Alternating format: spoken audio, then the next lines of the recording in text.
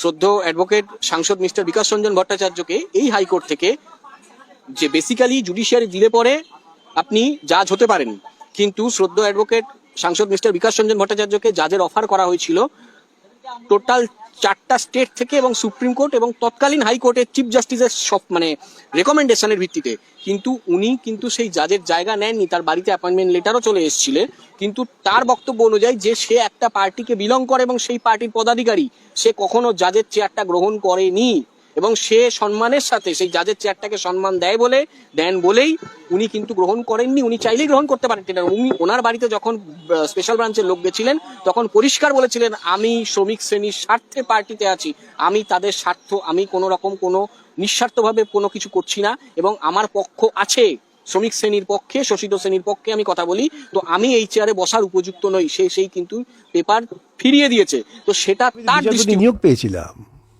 আমি তো বিচারপতি নিয়োগপত্র পাওয়ার পর প্রত্যাখ্যান করেছি, এ নিয়েও তাক ইতিহাস। সুতরাং আমি খুব অল্প বয়সে বিচারপতির নিয়োগপত্র পেয়েছিলাম, সেটা আমি ফেরত দিয়েছিলাম। এ নিয়ে সেই সময় খুব বিতর্ক হয়েছিল, খুব আলোড়ন হয়েছিল। সেই সময়ের কাগজপত্র দেখলেই পেয়ে যাবেন। খুব বড় বিতর্ক হয়েছিল, এমনকি বামপন্থী নেতাদের মধ্যেও।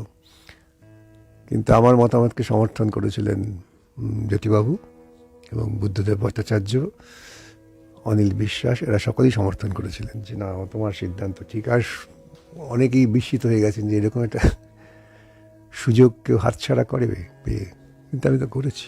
আক্ষেপ নেই, কখনই কোনো আক্ষেপ নেই। আক্ষেপ থাকলে তো আমি তখন নিয়েই নিতাম, আক্ষেপ নেই।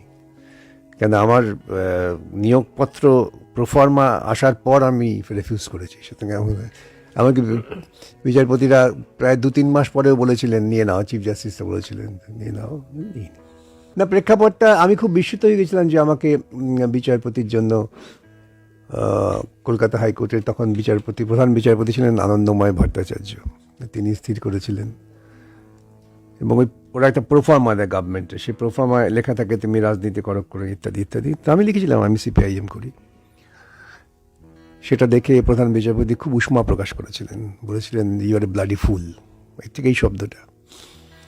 আচ্ছা স্যার, আমি তো রাজনীতি করি বলেই আমার পরিচিতি, সুতরাং আমি কি করে এড়িয়ে যাব।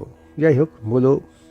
এবং তখন স্পেশাল ব্রাঞ্চ থেকে তারা ইনভেস্টিগেশনে এসেছিল, আমার মনে আছে। আমি সেদিনকে বললাম কয়েকজনকে, তারা এসে আমার জিজ্ঞাসাবাদ করলেন যে আপনি সিপিআইএম করেন? আমি করি। কী করেন? নাহলে জেল কেটেছি, মার খেয়েছি, আক্রান্ত হয়েছি ইত্যাদি ইত্যাদি। হ্যাঁ হ্যাঁ, আপনি লিখে দিলেন? না, লিখে দিলাম। এখন কি করেন? নাহলে এখনও সিপিআইএমের এই লিগাল কাজকর্ম বিশেষ করে দেখি। ওরা সমস্ত জিজ্ঞাসাবাদ করে যাওয়ার সময় আমাকে বললেন, দেখুন এই প্রথম আমরা দেখলাম একজন খুব স্পষ্ট করে বলল রাজনীতি করি। সবাই বলে রাজনীতি করি না, কিন্তু আমরা ইনভেস্টিগেট করে দেখেছি সবাই রাজনীতি করে। এবং এটাও বললেন যে আপনি তৈরি হন, আপনার অ্যাপয়েন্টমেন্ট এসে যাচ্ছে। আমার আজও মনে আছে, কয়েকদিনের মধ্যে অ্যাপয়েন্টমেন্ট এসে গিয়েছিল। সুতরাং এটা তো আছে। সুতরাং স্পষ্ট কথা স্পষ্ট করে বললে পরে সিপিএম করি বলে পাচ্ছি না, অমুক করে বলে পাচ্ছি না, আমি আমার অভিজ্ঞতা দিয়ে এই কথাকে গ্রহণ করতে পারি না। না না, তা নয়। বিচারপতিটা আপনার নিশ্চিন্ত এবং স্থায়ী যথেষ্ট। ওরা যা বেতন পান, যা অন্যান্য সুযোগ সুবিধা পান, তা অনেক। আইনজীবী জীবনটা কিন্তু সম্পূর্ণ অনিশ্চিত। ওই ফুটবল খেলার মতো পেনাল্টি শটে কখন কে জিতে যাবে কেউ জানে না। সুতরাং এই অনিশ্চিত জীবন, আমাকে তখন অনেকেই বলেছিলেন, অনেক প্রবীণ আইনজীবীরা, এমন অনেক বিচারপতিরা বলেছিলেন যে তুমি অনিশ্চয়তার মধ্যে নিজেকে ঠেলে দিলে। তো এটা খুব অনিশ্চিত। তবে পেশায় যদি কেউ মানুষের গ্রহণযোগ্যতা পায় তবে তার নিশ্চয়ই অনেক বেশি উপার্জন। কিন্তু আমার মনে আছে একজন রিটায়ার্ড বিচারপতি, আমি তো আরবিট্রেশন করতে গেছিলাম, তিনি বললেন কেন এটা করেছো তুমি বোকার মতো? আরে কী হবে? বলছি দেখো, আমরা যতদিন বেঁচে থাকবো চিকিৎসা আমাদের ফ্রি, বুড়ো বয়সে সবচেয়ে বেশি চিকিৎসার খরচ। তবে এগুলো সব মজার কথা, কিন্তু ওই দৃষ্টিকোণ থেকে কখনোই এটা ভাবিনি।